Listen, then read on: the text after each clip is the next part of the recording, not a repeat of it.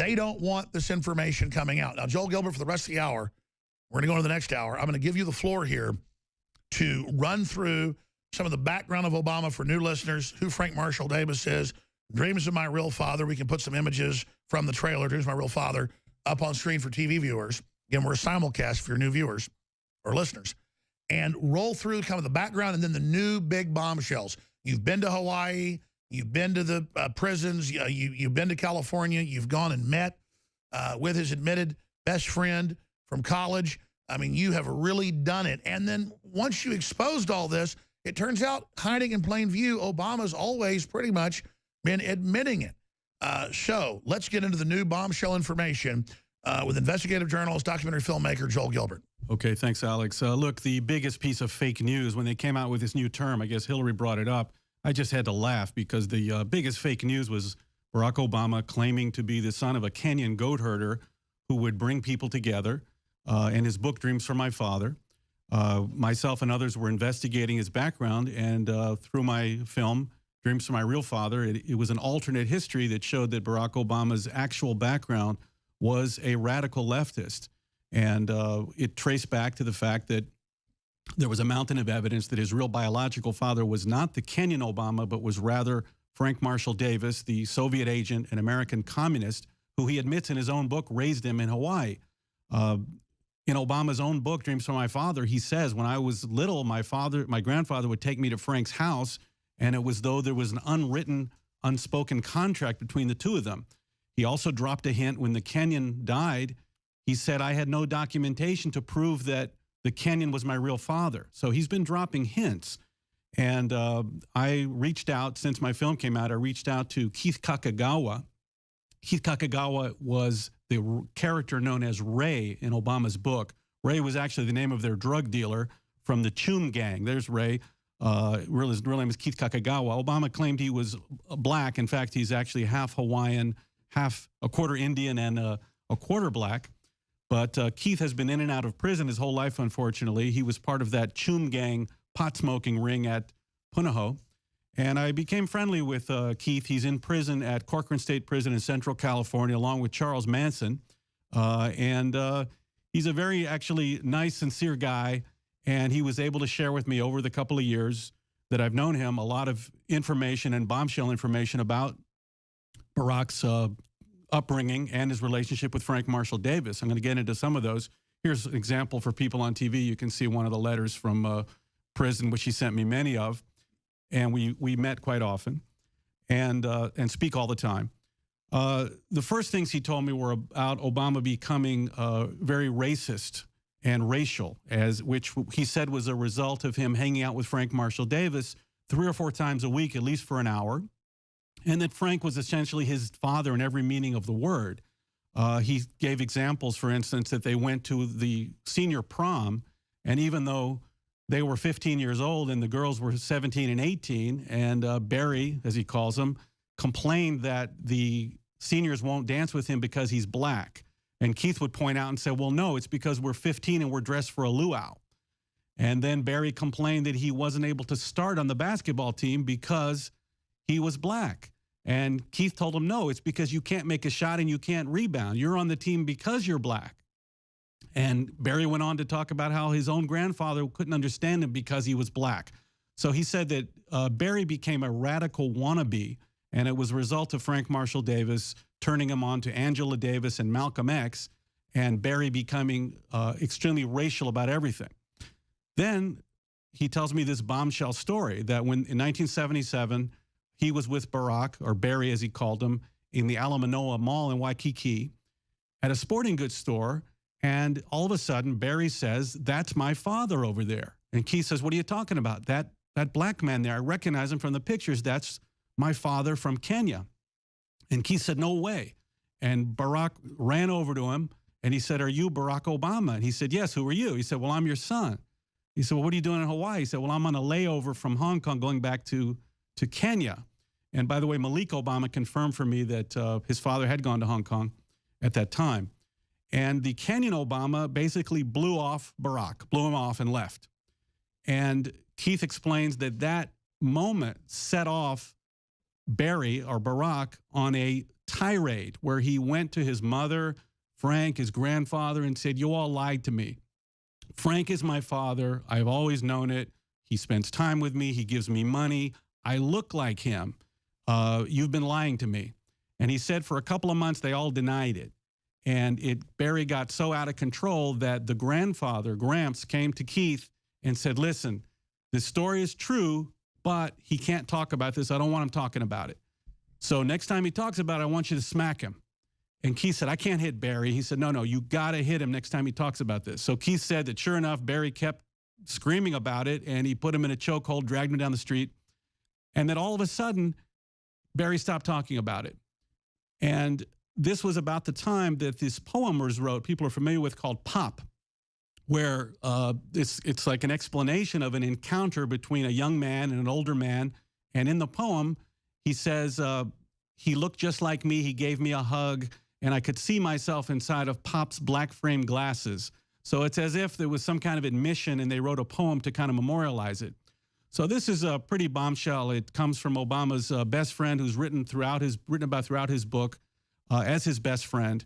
And it shows that Barack had this big moment where he was lied to his whole life, but realized it was came to know it was the biological father, and that Davis continued to be his ideological father and continued to radicalize him by taking him down to places like, this is also brand new news, there was a strip club in Hotel Street down in Honolulu called Hubba Hubba.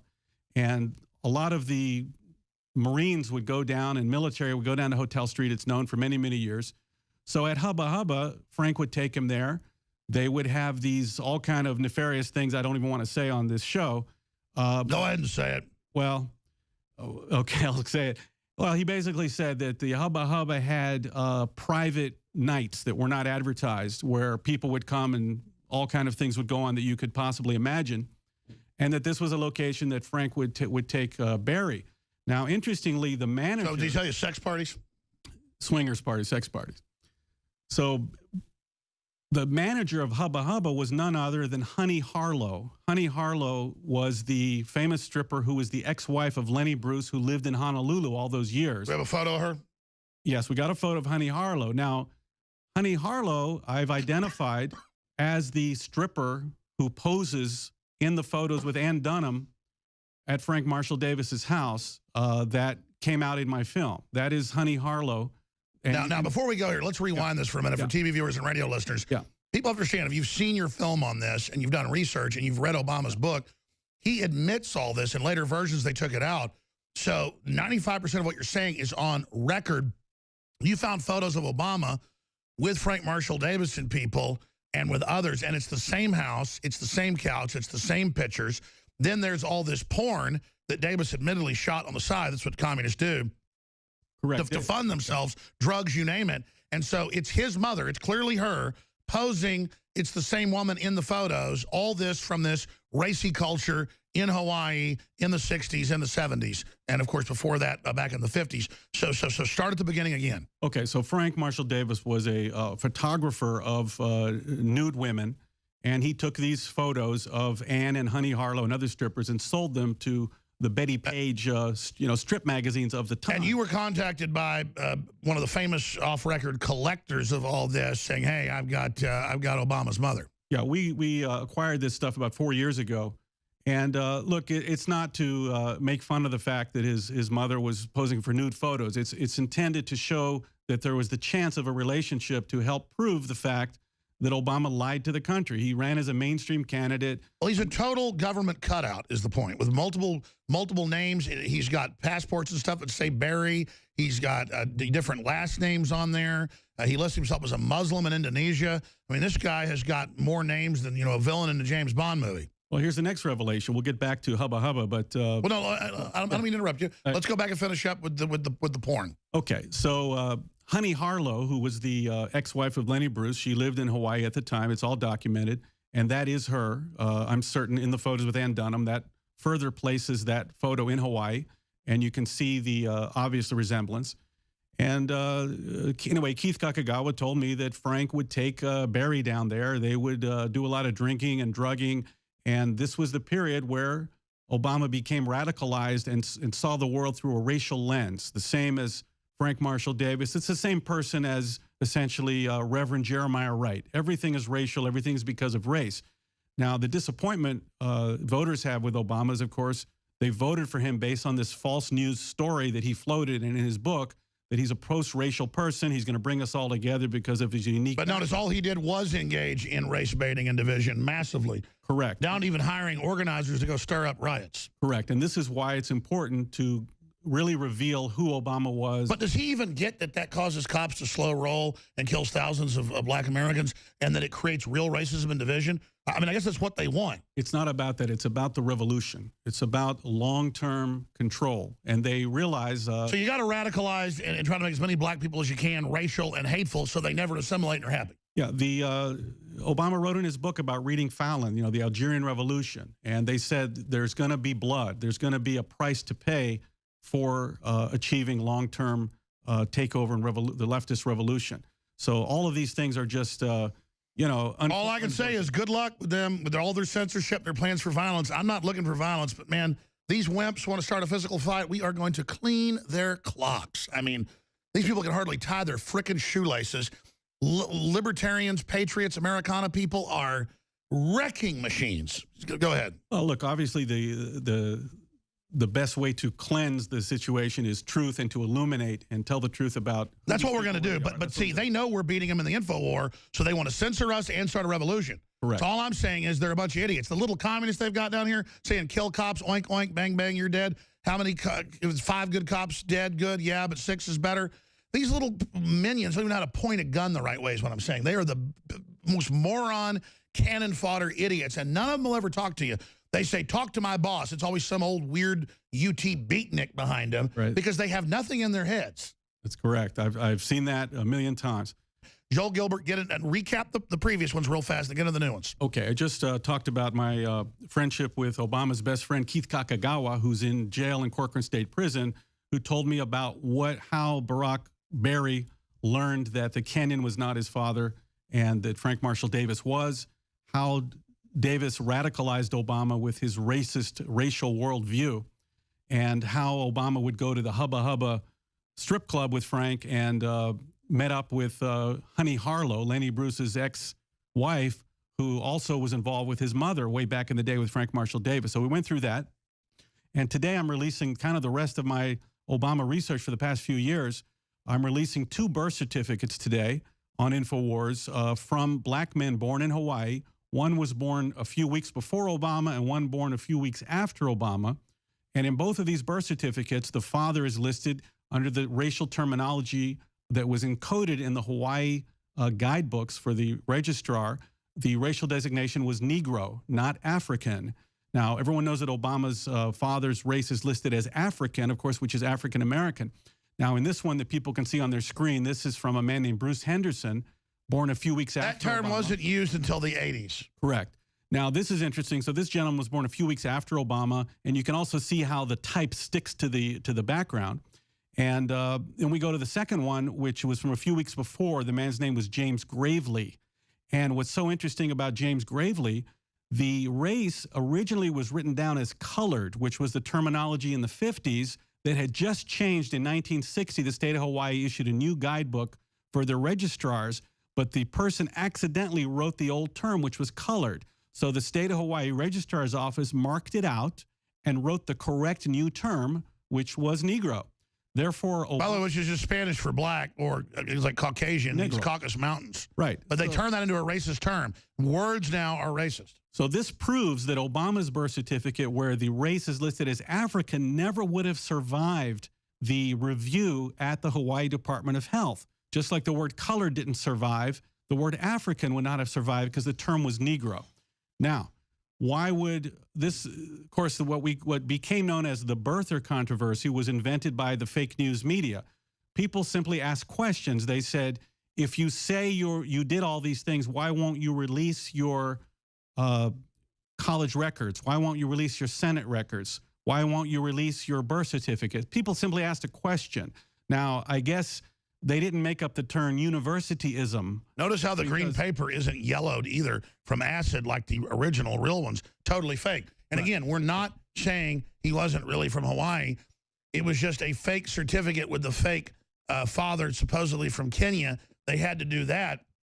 Just like the FBI and others say cheese pizza means child porn, so you have Pizzagate. They then, in the media, focus on one pizza place, claiming we're all only talking about that to then discredit the entire Podesta emails. This is how they take things, and they decide what to make everybody focus in on. Then we all go chasing after it.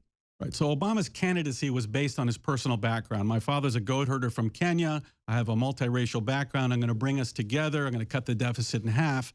So we asked a legitimate question: why can't we see your anything about your past? And the birth certificate, college records are sealed, everything's sealed. So they turn us wanting to know about his past that's sealed into we're saying he isn't really from the U.S. He's from Kenya. So we look, and he is saying he's from Kenya in his college records and in his newspaper that he edited, and his wife's saying it. So we took the bait. Right.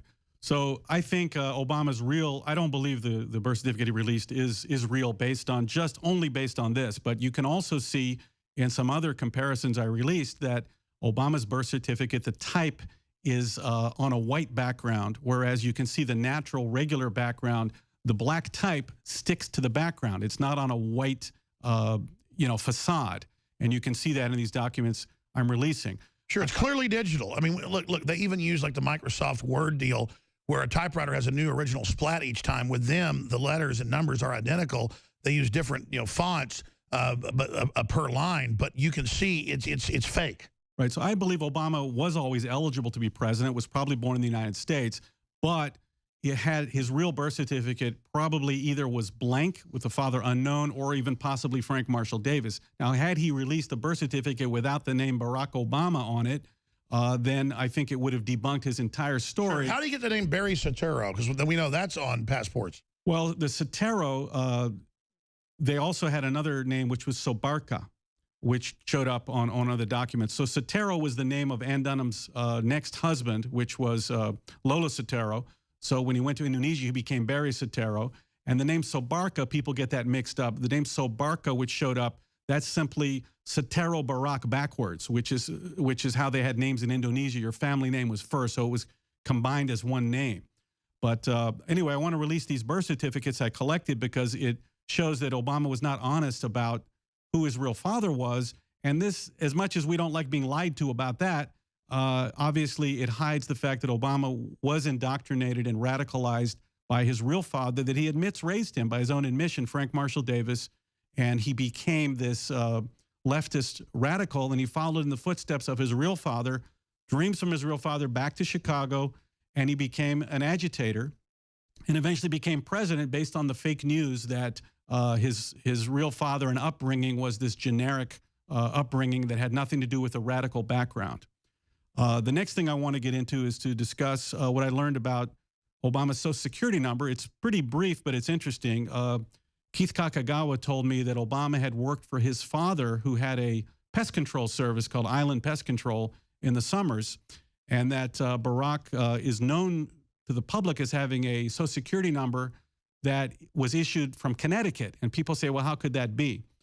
Well, Keith told me that Barack actually had several Social Security numbers and that it was not uncommon that many people in Hawaii had several. There was massive document fraud and Social Security fraud, and that they would get aid from the government with multiple Social Security numbers and multiple identities. And I think it still goes on to this day.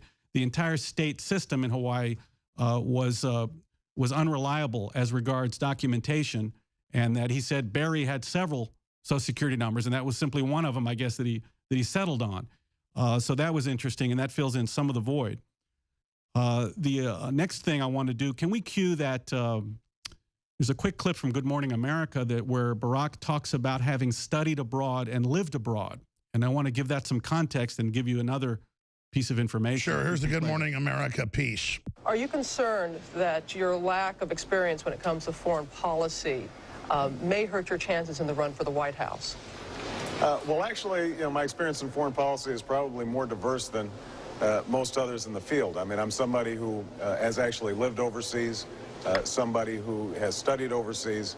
I majored in international relations, but So here, Barack lets slip what he didn't want known. Now, his official story in his book is that he was at Columbia for 2 years.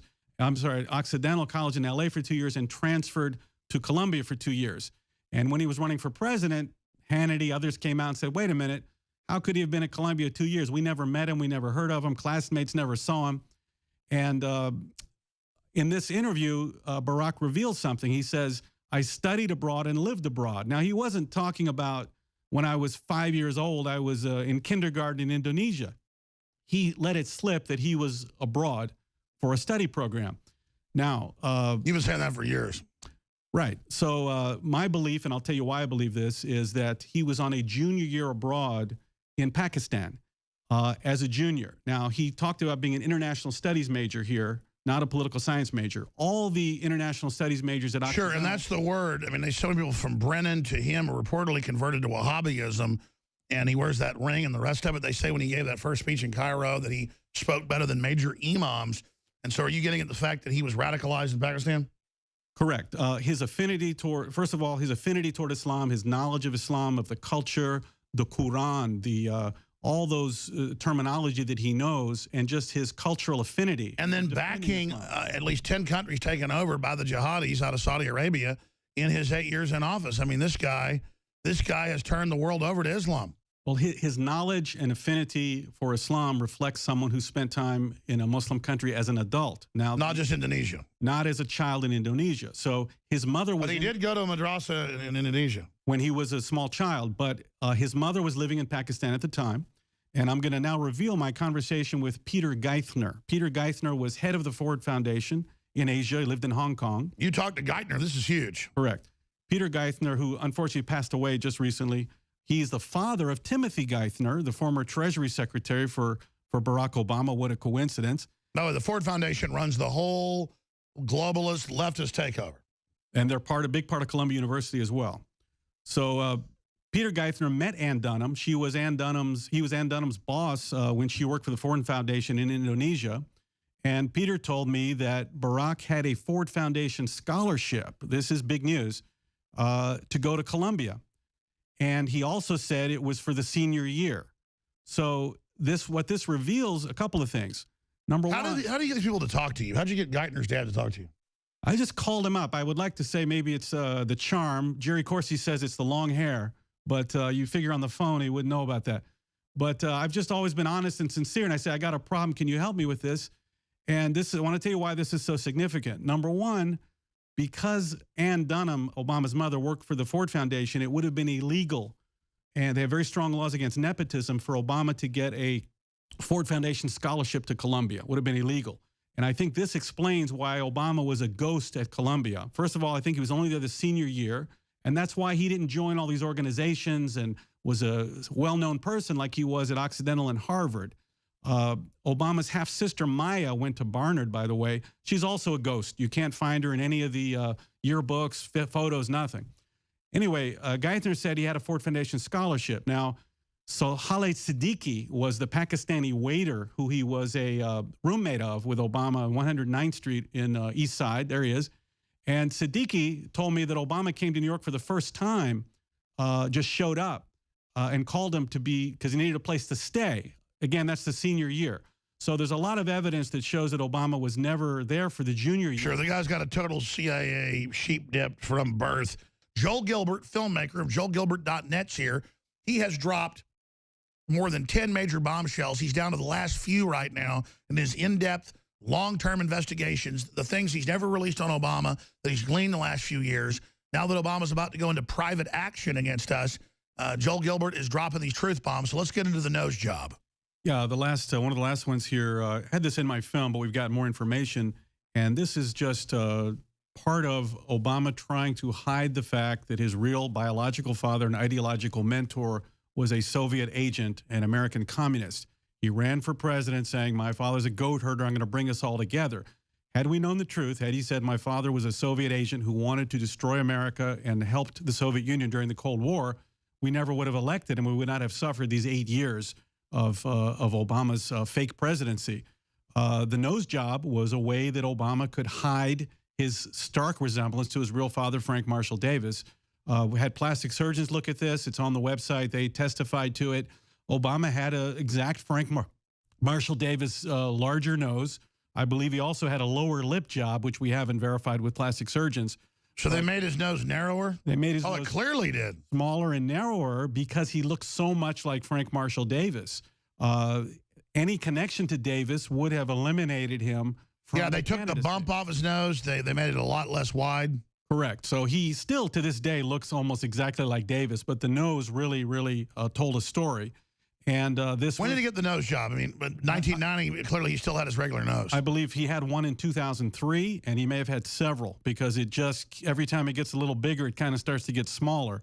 So it's quite obvious, and there's plastic surgeons on my website that very well known nationally that have attested. Well, you can see the bisectional line down the middle. Yeah. So all of you even see the scar. Good Lord. You can see the scar right there. Yeah. Oh, on the lower lip, you can see a scar. Also, if you look closely, his lower lip does not match the upper lip when you see him in photos. Well, it's like Michael Jackson. You ought to be proud of how he looked. I think he looked better before. I think so, too, you know.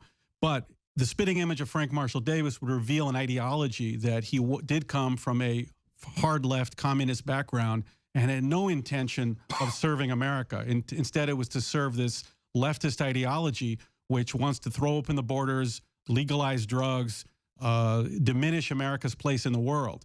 You know, here's where I don't say we differ. I don't like the drug culture. I know it's destructive.